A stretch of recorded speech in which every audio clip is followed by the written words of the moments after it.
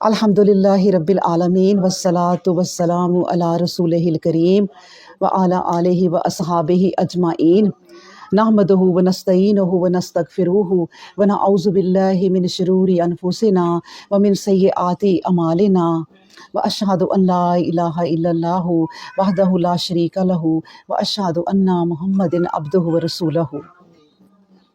Rabbi श्रह ली सदरी व यस्सिर ली अमरी वहलुल उक़दतन मिन लिसानी यफ़क़हू क़ौली रब्बि ज़िदनी इल्मा या मुक़ल्लिबल क़ुलूब सब्बित क़ल्बी अला दीनिक नहमदुहु व नस्तईनुहु व नस्तगफिरुहु व नऊज़ु बिल्लाहि मिन शुरूरि अनफुसिना व मिन सय्यिआति अमालिना व अशहदु अन ला इलाहा इल्लल्लाहु वहदहु ला शरीका लहु व अशहदु अन्ना मुहम्मदिन अब्दुहु व रसूलुहु। अम्मा बाद फ़अऊज़ु बिल्लाहि स्समीउल अलीम मिनश शैतानिर रजीम मिन हमज़िहि नफ़ख़िहि नफ़्सिहि बिस्मिल्लाहिर रहमानिर रहीम। 26वां पारा है और सूरह अहकाफ। हामीम तंज़ीलुल किताबी मिनल्लाहिल अज़ीज़िल हकीम। मैंने आपको बताया था कि हामीम सूरतों का एक पूरा सेट चल रहा है, तो ये हर सूरत के आगे हामीम आएगा शुरू में। तो ए मुखातिब अच्छी तरह जान ले कि इस किताब का नाज़िल किया जाना ज़बरदस्त हिकमत वाले अल्लाह की तरफ से है। मा खलकना समावाति वल अर्दा व मा बैनहुमा इल्ला बिल हक़ व अजलिन मुसम्मा वल्लज़ीना कफ़रू अम्मा उन्ज़िरू मोरिज़ून।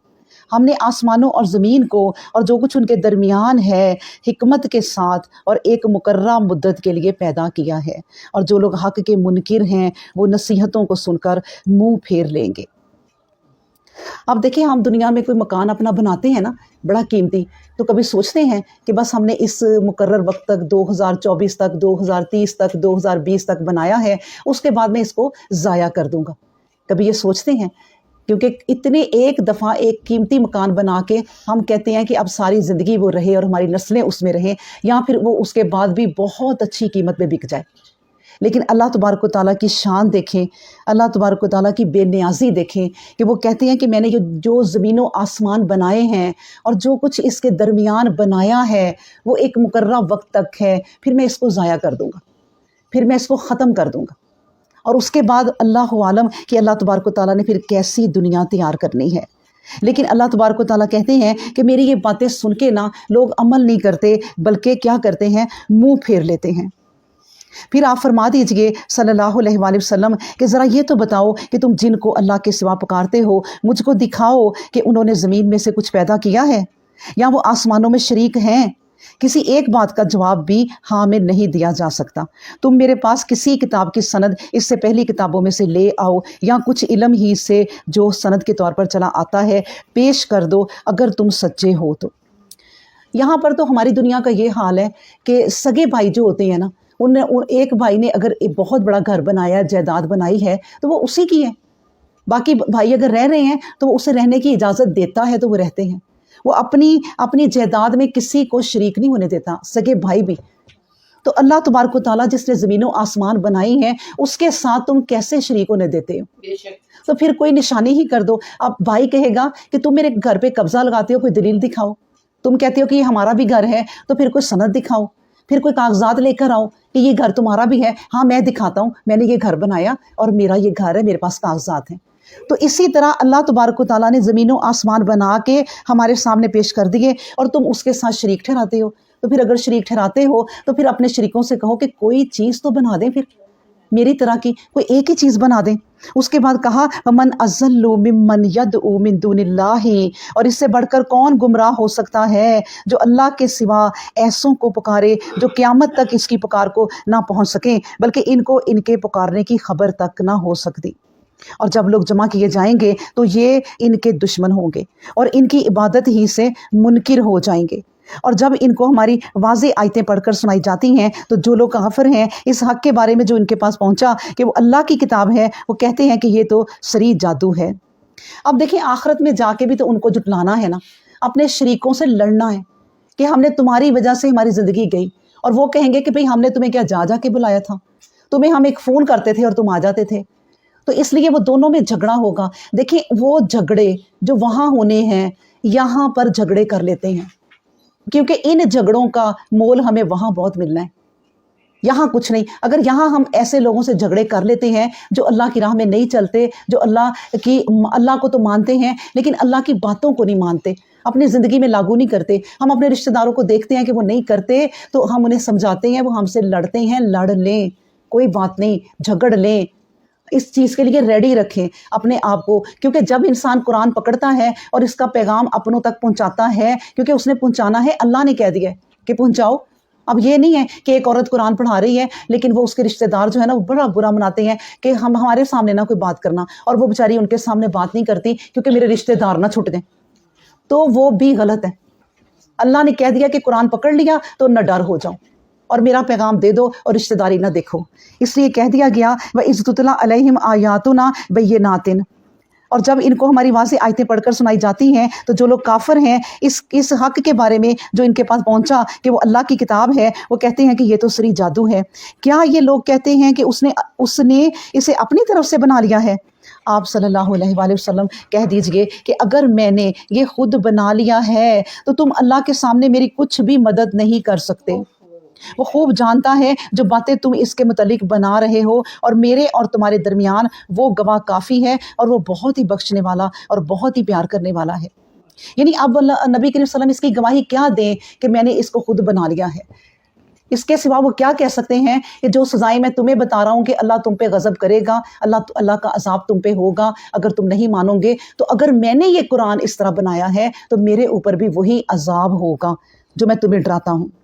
اس کے بعد کہا آپ صلی اللہ علیہ وسلم کہہ دیجئے کہ میں کوئی نیا رسول نہیں آیا، میں نہیں جانتا کہ مجھے کن حالات سے دو چار ہونا ہے اور تم کو کیا حالات پیش آئیں گے، مجھ کو تو اس وحی کی اتباع کرنا ہے جو میری طرف آتی ہے، اور میں تو واضح طور پر ڈرانے والا ہوں۔ اب دیکھیں نبی پاک صلی اللہ علیہ وآلہ وسلم پر جب شروع میں یہ نشانیاں آنے لگ گئی، یہ وہی دل کے اندر اترنے لگ گئی، اللہ نے انہیں چن لیا، اور وہ چنا بھی کیسے کہ پہلے ہی ان کی عادت مبارکہ بن گئی کہ جا کے غار میں کہتے ہیں کہ میں نے عبادت کرنی ہے، مجھے اب تنہائی چاہیے۔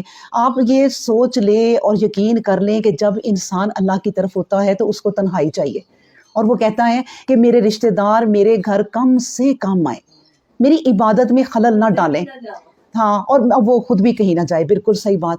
تو اس سے کیا ہوتا ہے، وہ ناراضگیاں بڑھنے لگ جاتی ہیں، لیکن کیا کریں، اللہ نے طبیعت ہی ایسی بنا دینی ہے۔ وہ قرآن کو جو تھام لیا، جس نے قرآن کو نہیں تھاما ہوتا، جو قرآن عورت نہیں پڑھتی دھیان سے، وہ رشتہ داریوں میں اتنی پڑھتی ہیں، اب تم ہمارے گھر آؤ میں تمہارے گھر آؤں گی، اس طرح پارٹیاں رکھ لیتے ہیں، اس طرح ہم رکھ لیتے ہیں، یہ رمضان نہ ہم ایسے گزاریں گے، ایک دن ادھر پہلے ہی سارا شیڈیول بنا لیتی ہیں لوگوں کے گھروں میں جانے کا، افطاریوں کا، اور کہاں گیا پھر قرآن؟ لیکن جو قرآن اپنائے گی اور پڑھے گی اور اس طرح کلاس اٹینڈ کرے گی، وہ صاف انکار کر دیں گی کہ میرے پاس پورا رمضان عبادت کے علاوہ کوئی ٹائم نہیں ہے۔ تو اس لیے اللہ کے نبی کو جب یہ شوق ہوا کہ میں نے عبادت کرنی ہے، کیونکہ اللہ نے ہی چن لیا تھا، تو وہ جب جاتے تھے تو ان کو نشانیاں نظر آتی تھیں، تو گھر آ کے کہتے تھے کہ خدیجہ میرے اوپر کمبل اوڑھ دو، کبھی کہتے خدیجہ میرے اوپر پانی ڈال دو، مجھے بخار ہو گیا ہے، تو وہ پھر انہیں بتاتے، جب ہوش آتی تو بتاتے کہ اے خدیجہ میرے ساتھ یہ ہوا ہے، تو انہوں نے کہا آپ کے ساتھ جو ہو رہا ہے اللہ آپ کے ساتھ کوئی برا نہیں کر سکتا، کیونکہ آپ اللہ کے اچھے بندے ہیں، آپ نے کبھی کسی کے ساتھ کوئی ناانصافی نہیں کی، آپ صادق اور امین ہیں، آپ کا اخلاق سب سے بلند ہے، آپ کے لیے اللہ بہتر ہی کرے گا، آپ ایسا کریں، آپ اتنے پریشان ہیں، میں آپ کو لے کے نا اپنے چچا کے پاس جاتی ہوں، نوفل کے پاس، کیونکہ وہ یہودیوں کے بہت بڑے عالم تھے اور ان کو بڑا علم تھا اپنی کتابوں کا، وہ ان کے پاس لے گئے، اور اس وقت ان کی عمر کوئی 100 سال کے قریب تھی۔ جب انہوں نے یہ نشانیاں سنی تو انہوں نے کہا اوہو آپ تو اللہ کے نبی ہیں، بننے والے ہیں، اور آپ پر بڑی مصیبتیں آنے والی ہیں، اور یہی وہ آیت ہے کہ نبی کریم صلی اللہ علیہ وسلم کہتے ہیں کہ مجھے نہیں پتا کہ میں کن حالات سے دو چار ہوں گا۔ اب دیکھیں کہ نبی کہہ رہے ہیں کہ مجھے نہیں پتا، ما یفعلوا بی ولا بکم، کہ میرے ساتھ کیا ہونا ہے، کیا آگے ہوگا، مجھے کچھ نہیں پتا، اس لیے انہیں غائب کا علم نہیں ہے۔ یہ کس نے بات بتائی نبی کی نسبت، بلکہ نوفل ان کے چچا نے بتا دی کہ آپ کو تو آپ کے لوگ اب مکہ سے نکال دیں گے۔ کہتے میرے لوگ مجھے مکہ سے نکال دیں گے؟ یعنی ایک انسان اپنے گھر والوں کو ہر طرح کی سہولتیں مہیا کرے، ان کو کھانے کو دے، پتہ چلے کہ اس کو ایک ٹائم آنا اسی اولاد نے، پوتوں نے، دوتوں نے گھر سے نکال دینا ہے، کتنا دکھ ہوتا ہے، اور پھر اسے جانا ہی پڑے گا۔ اسی طرح وہ حیران ہوئے کہ میں اتنا ان سے پیار کرتا ہوں اور یہ میرے سے پیار کرتے ہیں، تو یہ مجھے مکہ سے نکال دیں گے؟ تو انہوں نے کہا ہاں جی آپ کو مکہ سے نکال دیں گے، کیونکہ میں نے کتابوں میں پڑھا ہے آپ ہجرت کریں گے۔ تو پھر نبی کریم صلی اللہ علیہ وسلم یہ بات کہہ دیتے کہ میں تو غیب کا علم جانتا ہوں۔ اللہ اکبر۔ تو یہ حالات نبیوں پہ آتے ہیں جن کو بالکل نہیں پتہ، بالکل وہ اس طریقے میں سوائے وحی کے ہماری طرح ہوتے ہیں جس طرح ہمیں کچھ نہیں پتہ۔ آپ کہہ دیجئے کیا تم نے دیکھا نہیں کہ یہ قرآن اللہ کی طرف سے ہے اور تم اس کا انکار کیے چلے جا رہے ہو؟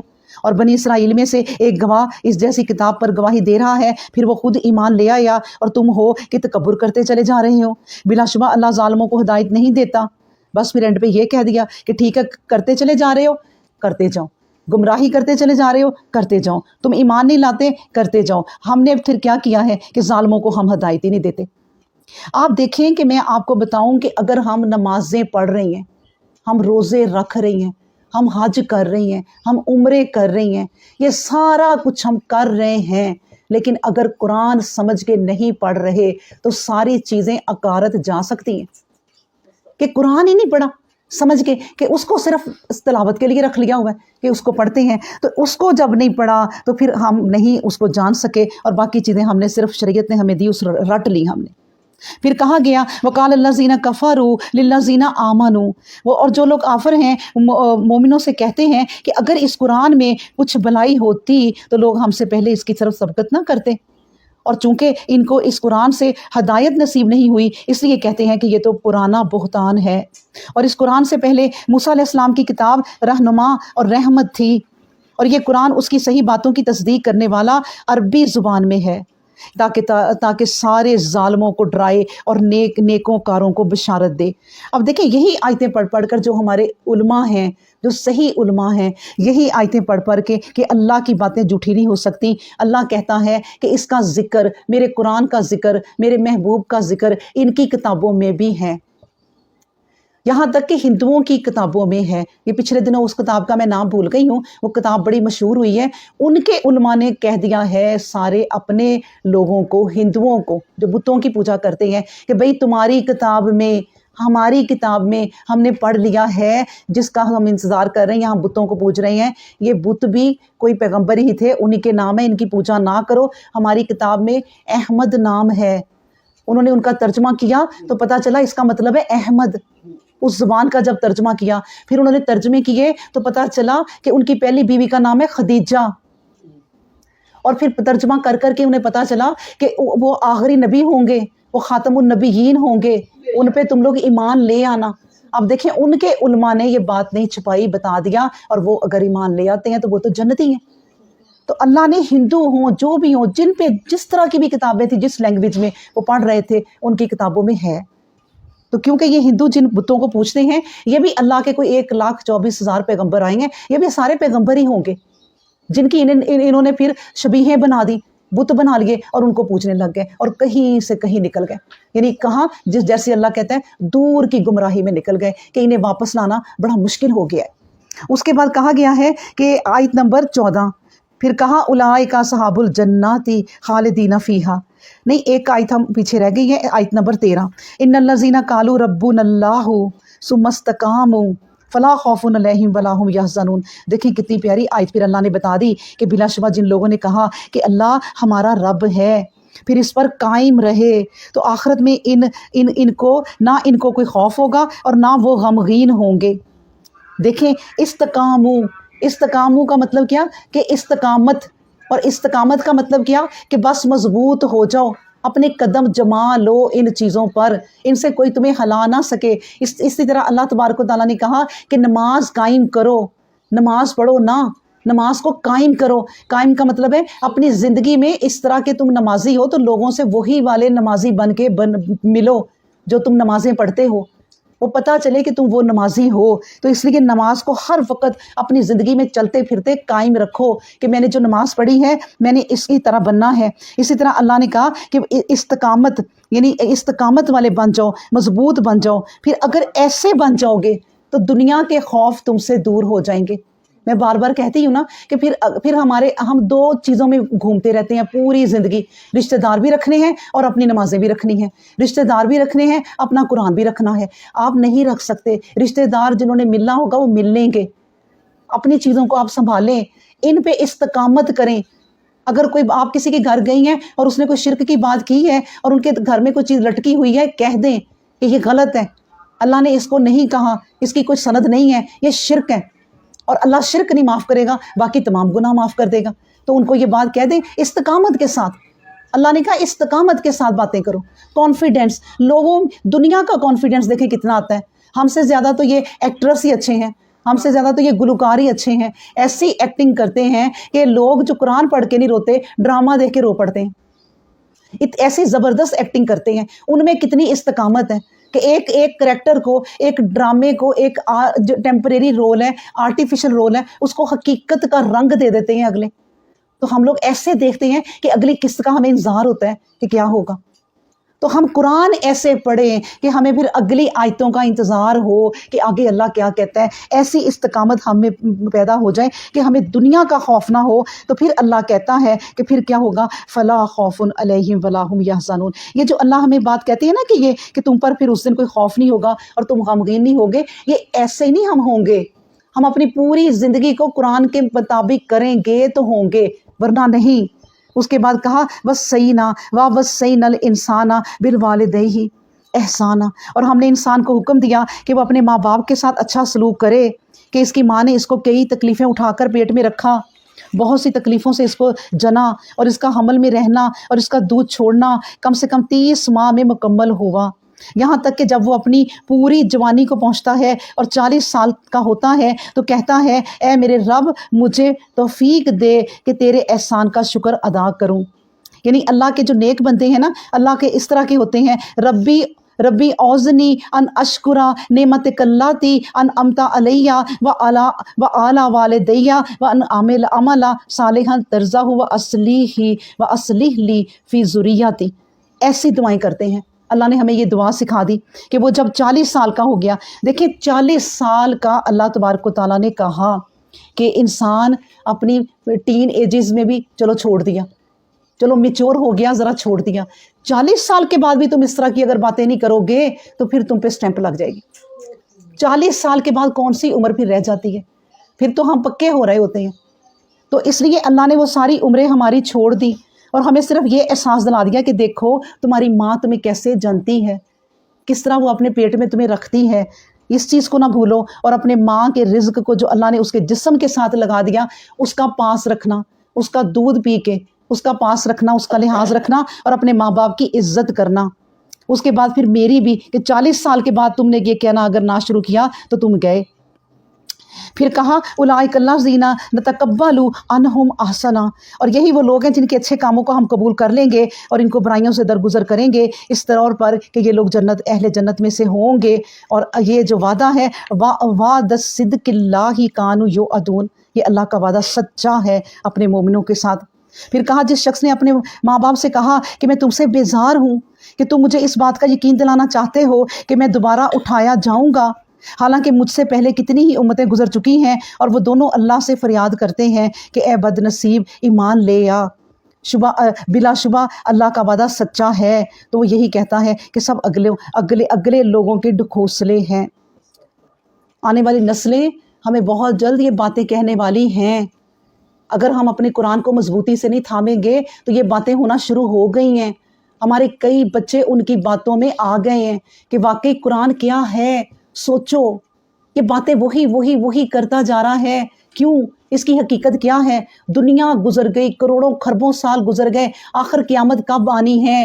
دیکھو سائنسدان ہی صحیح ہیں کہ یہ دنیا بنی ایک دھماکے کے ساتھ اور بس اس کے بعد پھر ختم ہو جانی. اور بچے ہمارے اگر ہم مضبوط نہیں کر رہے انہیں تو ان کی باتیں مضبوط بڑی ہیں. میں جس طرح بتا رہی ہوں اس طرح نہیں ہیں, کیونکہ ان کی باتیں بڑی مضبوط ہیں. جب بچے ہمارے سنتے ہیں انہیں وہ دلیلیں دیتے ہیں, اتھینٹک باتیں کرتے ہیں, وہ سمجھتے ہیں کہ یہی باتیں صحیح ہیں. تو یہ باتیں ہو جائیں گی. مائیں جو ہیں اپنے بچوں کو تڑپ کے کہیں گی کہ بیٹا ایمان لے آؤ, تو وہ کہیں گے کیا باتیں آپ کرتی ہیں. ابھی بھی کئی بچے یہ باتیں کر رہے ہیں. میں آپ کو بتاؤں کہ یہ نماز قرآن کچھ نہیں ہے, صاف وہ کہہ رہے ہیں. میں نے خود اپنے کانوں سے سنی ہیں یہ باتیں وہ کہتی ہیں کہ نہیں نہیں اس میں کوئی غلطی ہے کہ جو لوگ اس کے پیچھے پڑے ہوئے ہیں بس ایسے. یہ اللہ کہتا ہے کہ اپنی اولادوں کو اپنی قرآن پہ مضبوط کرو شروع سے ہی. دیکھو ان کی جب ایک صاف سلیٹ ہوتی ہے نا، یہ اس پہ آپ جو مرضی لکھ دیں، تو ان کا دماغ جب صاف ہوتا ہے نا 3 سال سے لے کے، اس پہ لکھنا شروع کر دیں، پھر وہ نہیں بھولیں گے. اگر ہم نہیں لکھیں گے تو وہ دوسروں کے ہتھے چڑھ جائیں گے، پھر وہ ان کی باتوں کو سنیں گے. کئی مائیں لاپرواہی میں یہ زیادہ تر ہمارا جو ماڈرن طبقہ ہے، لیڈ کلاس لوگ ہیں، ان میں بھی اچھے اچھے لوگ بھی ہیں، دیندار بھی ہیں، لیکن زیادہ تر ایسے ہیں کہ اپنے بچوں کو بڑے بڑے سکولوں میں کرانے کے لیے، او لیول کرانے کے لیے، بڑے سے بڑی پڑھائی کرانے کے لیے، اسی چکروں میں وہ 10-12 سال کے ہو جاتے ہیں اور ان کی یہ کہانی ختم کہ اب وہ کوئی دین سمجھیں گے. وہ اسی چکروں میں لگ جاتے ہیں اگر آپ دین ساتھ ساتھ نہیں لے کر چلیں گے تو. اس کے بعد کہا آیت نمبر 18، یہی وہ لوگ ہیں جن پر اللہ کا قول ان لوگوں کے ساتھ پورا ہو کر رہا جو ان سے قبل جنوں اور انسانوں میں سے گزر چکے. سب کی بات ایک ہی جیسی تھی اور بلا شبہ یہ لوگ خسارے میں رہے، اور لوگوں کے اپنے اعمال کے موافق درجے ہیں تاکہ اللہ ان کو ان کے اعمال کا پورا پورا بدلہ دے اور ان پر قطعی ظلم نہ کیا جائے. مطلب یہ کہ دیکھیں اللہ نے یہ بھی نہیں کیا کہ بس آ جاؤ بھی سارے جنت میں آ جاؤ اور سب کی جنت ایک جیسی. نہیں، اللہ نے کہا کہ جیسے جیسے تمہارے اعمال ہوں گے میں ویسی ویسی تمہیں جنت دوں گا. اب ایک بندہ جب جنت کے دروازے پہ آ کے اپنا سزا لے کے، آگ سے سزا لے کے، نہا کے صاف ہو کے جب جنت کے دروازے کے آگے آ جائے گا، اس کو اللہ کہہ رہے ہیں کیسی جنت تم سوچتے ہو اپنی. وہ کہتا اللہ کہیں جنت میں چلا جاؤں، بٹھا دیں کسی کونے میں، اور یہی بہت ہے جو کچھ میں سہ آیا ہوں. پھر اللہ کہیں گے کہ بھائی تیری جنت جتنی تو دنیا چھوڑ کے آیا ہے نا، اتنی اس سے ڈبل ہے. اس کی جنت جو آگ کا طوفان، آگ کا عذاب سہ کے آیا ہے. تو سوچیں جن کے درجے ہیں، اللہ کہتا ہے کہ میں ہر ایک کو اس کے اعمال کے مطابق جنت دوں گا. تو اعمال جیسے ہم کرتے جا رہے ہیں اپنی جنت بنائے جا رہے ہیں. آمین. اور اس کے بعد کہا اور جس روز کافر دوزخ کے سامنے لا کر کھڑے کیے جائیں گے تو ان سے کہا جائے گا کہ تم نے دنیا کی زندگی ہی میں خوب مزے اڑا لیے اور ان سے خوب لطف اٹھا لیا، تمہارا حق تو بس آج تم کو ذلت کا عذاب دیا جائے گا. اور اچھی طرح سن لو کہ یہ بدلہ ہے اس غرور کا جو تم دنیا میں ناحق کرتے تھے، اور اس لیے بھی کہ تم جان بوجھ کر نافرمانی کرتے رہتے ہو حالانکہ ہمارے بھیجے ہوئے تمہارے پاس آئے تھے. اللہ اکبر. اب دیکھیں مجرموں کو بھی ان کے مطابق ہی سزا ملے گی. یہ بھی اللہ نے کہہ دیا کہ یہ ان کو بھی ہم یہ نہیں کہ آ جاؤ بھائی سارے جہنم میں گھس جاؤ، نہیں، ان کے بھی جہنم الگ الگ ہیں، ہے جہنم ہی، ان کے گناہوں کے مطابق جہنم ہے. جتنے ان کے گناہ ہیں اس طرح کے عالم جو لوگ ہیں نا، اگر وہ جھوٹ بول رہے ہیں، اگر وہ اپنے اس علم کے ذریعے معاشرے میں فتنہ فساد کر رہے ہیں کہ یہاں تک اقبال نے کہا یہاں تک کہ تکبیر اللہ بھی فساد ہے، نعرہ تکبیر بھی فساد ہے، کہ اللہ کا نام لینا بھی پھر فساد ہے. اگر اس لیے کہ آپ اس لیے کر رہے ہیں کہ فساد پھیلے، اور بڑے لوگوں کو خوش کرنے کے لیے پیچھے سے آرڈر آ گئے ہیں بڑے بڑے علماء کو کہ آپ لوگوں نے یہ والی چیزیں لوگوں کے ذہن میں اب ڈال لی ہیں اور اسلام کے ذریعے، وہ تو اللہ نے کہہ دیا کہ وہ پھر جہنم کی آخری تہہ میں ہوں گے، وہاں پر ان کی یہ مہمانی ہوگی. پھر کہا اے پیغمبر اسلام ان سے عاد قوم کے بھائی ہود علیہ السلام کا ذکر کیجئے جب اس نے اپنی قوم کو سرزمین احقاف میں ڈرایا.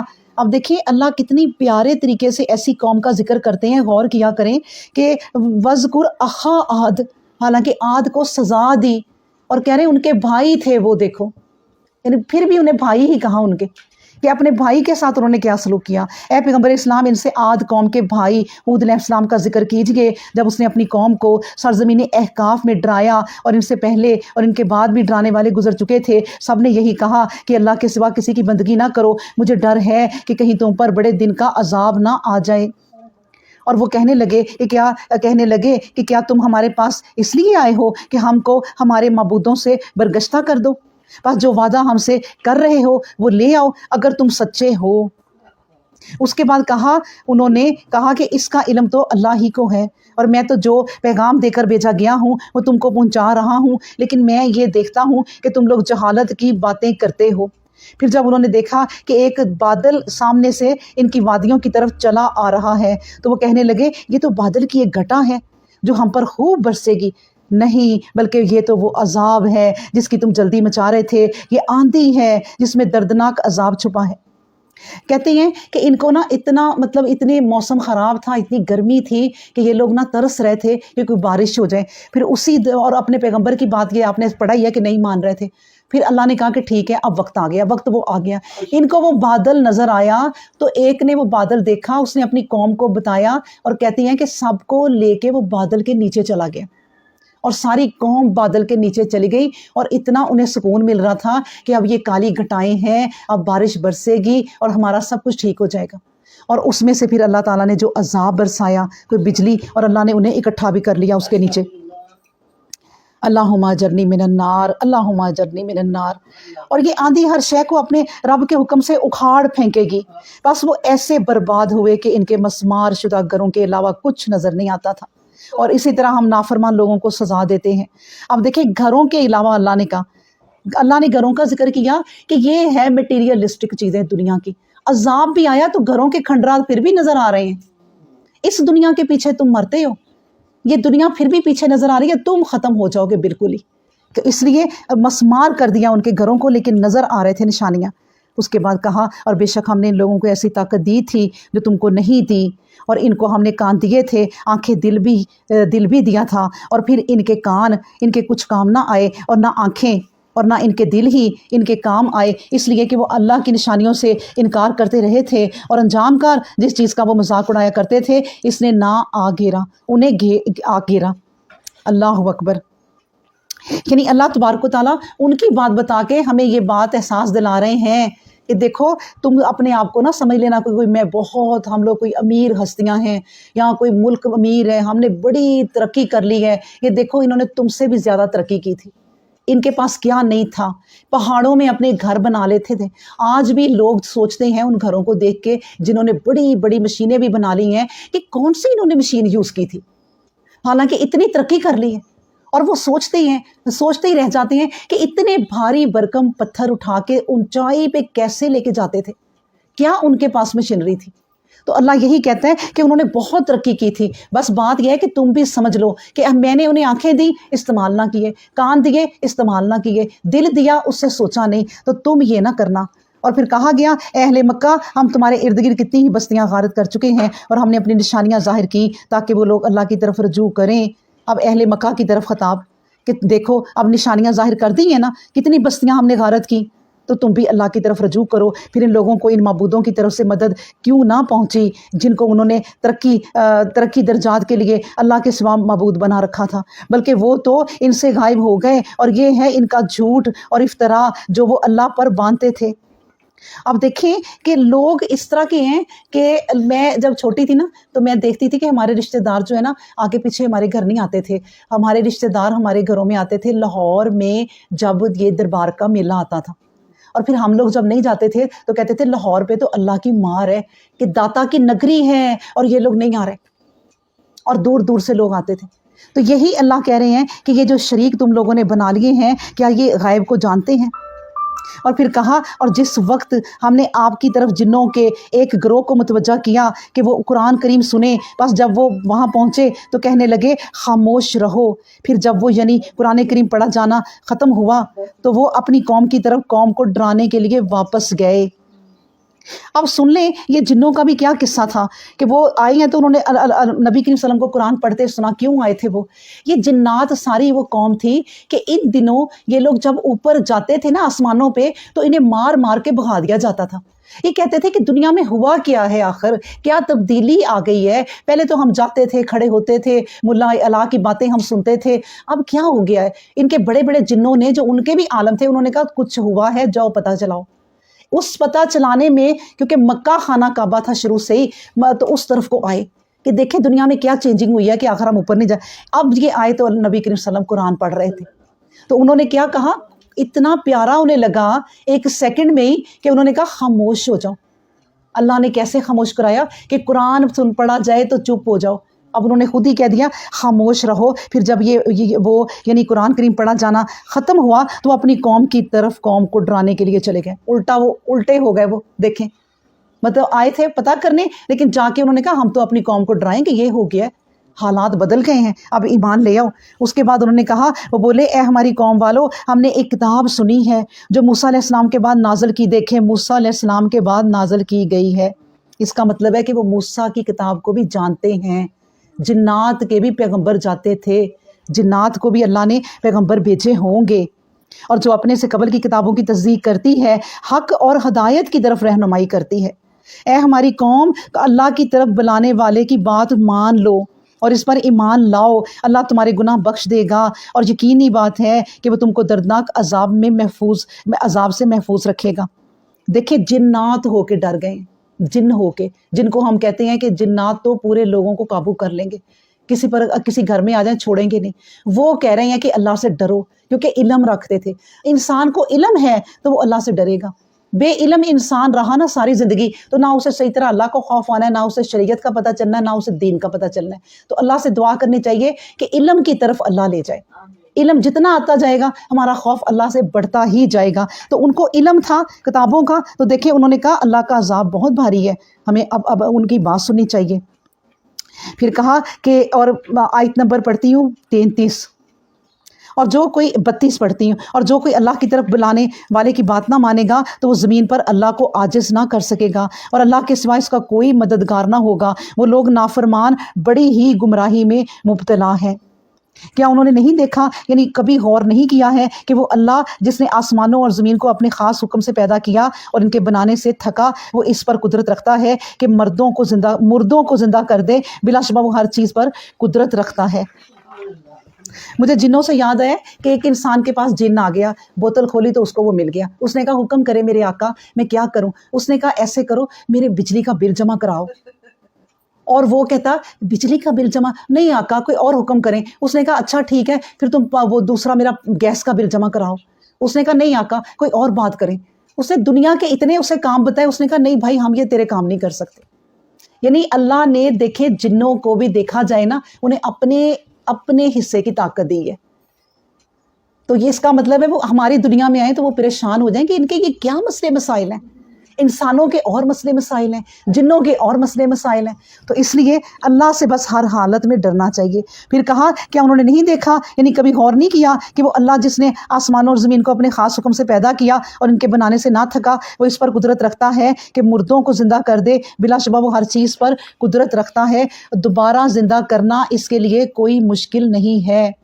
اور جس روز منکروں کو آگ پر لا کھڑا کیا جائے گا کہ کیا یہ عذاب برحق نہیں، مجبوراً وہ مانیں گے اور وہ کہیں گے کیوں نہیں، قسم ہے ہم کو اپنے رب کی یہ حق ہے، یہ برحق ہے، تاہم اس ماننے کا ان کو کچھ فائدہ نہیں ہوگا۔ حکم ہوگا اس عذاب کا مزہ چکھو، فذوقوا العذاب بما کنتم تکفرون۔ پھر کہا جائے فاصبر کما صبر اولو العزم، تو اللہ تبارک و تعالیٰ کہتے ہیں اے پیغمبر صبر کیجئے جس طرح اولو العزم پیغمبر صبر کرتے ہیں، اور ان مخالفین کے لیے عذاب کی جلدی نہ کیجئے، جس دن قیامت کو وہ دیکھ لیں گے جس کا ان سے وعدہ کیا، تو وہ کہیں گے گویا دنیا میں دن کی ایک ساتھ ہی رہے ہیں، بس یہی پہنچانا ہے، اب وہی ہلاک ہوئے جو نافرمان ہوئے، الا القوم الفاسقین، فاسق لوگ ہی عذاب میں مبتلا ہوتے ہیں۔ بسم اللہ الرحمن الرحیم۔ الذین کفروا وصدوا عن سبیل اللہ اضل اعمالہم، سورہ محمد صلی اللہ علیہ وسلم۔ جن لوگوں نے انکار کیا، انہوں نے دوسروں کو اس کی راہ سے روکا، تو اللہ نے ان کے اعمال کو برباد کر دیا۔ اور جو لوگ ایمان لائے اور نیک عمل کیے اور اس کو جو محمد رسول اللہ صلی اللہ علیہ وسلم پر نازل ہوا، یعنی قرآن کریم کو قبول کیا اور جان لیا کہ اس کا نازل ہونا ان کے پروردگار کی طرف سے حق ہے، تو اللہ نے ان سے ان کی برائیاں دور کر دی اور ان کا حال سنوار دیا۔ تو سب سے پہلے جو ہمارے پاس زندگی کی شرط ہے نا، وہ ہے قرآن۔ یعنی ہم نماز پڑھ رہے ہیں، سب کچھ کر رہے ہیں نا، اگر قرآن نہیں پڑھ رہے، میں آپ کو بار بار کہتی ہوں تو کچھ نہیں، قرآن پڑھ لیا تو اللہ ہمارے نماز کی برائیاں بھی دور کر دے گا۔ قرآن اگر ہم نے پڑھا ہے، دھیان سے پڑھتے رہتے ہیں اور اس پر عمل کرنے کی کوشش میں رہتے ہیں، تو ہمارے ٹوٹے پھوٹے اللہ حج بھی قبول کر لے گا اور پھر ہمارے عمرے بھی قبول کر لے گا۔ لیکن یہ ساری چیزیں کی اور قرآن ہی نہ پڑھا، قرآن کی جب باری آئی تو پھر اپنے گھر میں قرآن خوانی کرا لی ایک بہت بڑی، اور اس کے بعد کیا کیا، مدرسے کے بچوں کو بلا لیا۔ اب بچے قرآن پڑھ رہے ہیں اور فٹافٹ گردنیں ہلا ہلا کے قرآن پڑھ رہے ہیں کہ وہ دیگیں کھلیں تو ہم کھانا کھائیں۔ کیونکہ وہ تو کھانا کھانے کے لیے آئے ہیں، بچے ہیں، اب تم ان سے قرآن پڑھا رہے ہو، یہ تم قرآن کا حق ادا کر رہے ہو۔ اس کو کہتے ہیں اللہ کہ ما قدر اللہ حق قدرہ، تم نے میرا حق ادا نہ کیا جتنا کرنا چاہیے۔ اس قرآن کا اگر ہم حق ادا کرتے جائیں گے، جو اللہ کا کلام ہے، اور 23 سال کے عرصے میں تھوڑا تھوڑا کر کے اپنے نبی پہ کیا، بڑی محنت نبی نے اس پر کی ہوئی ہے، اگر اس کو ہم ٹائم نہیں نہ دے رہے تو باقی ہماری نمازیں وغیرہ سب جو ہے نا وہ کہیں ضائع نہ ہو جائیں۔ پھر کہا گیا ذالک بان الذین کفروا، یہ فرق جو اتنا واضح ہے اس لیے ہے کہ کافروں نے باطل کی پیروی کی اور مومنوں نے اپنے پروردگار کی طرف سے آئے ہوئے حق کی اتباع کی۔ اس طرح اللہ تعالیٰ لوگوں کے لیے ان کے حالات مثالیں دے کر بیان فرماتا ہے تاکہ لوگ سمجھیں۔ پھر کہا بس اے مسلمانوں، جب تمہارا مقابلہ کافروں سے ہو تو میدان جنگ میں ان کی گردنیں اڑا دو، یہاں تک کہ جب خوب قتال کر چکو تو بچ رہنے والوں کو باندھ لو، انہیں اچھی طرح باندھ لو۔ پھر عظیم بات، یہ تو احسان رکھ کر یا تو احسان رکھ کر یا معاوضہ لے کر چھوڑ دو، جیسا قانون کہے، یہاں تک کہ لڑائی اپنے ہتھیار رکھ دے،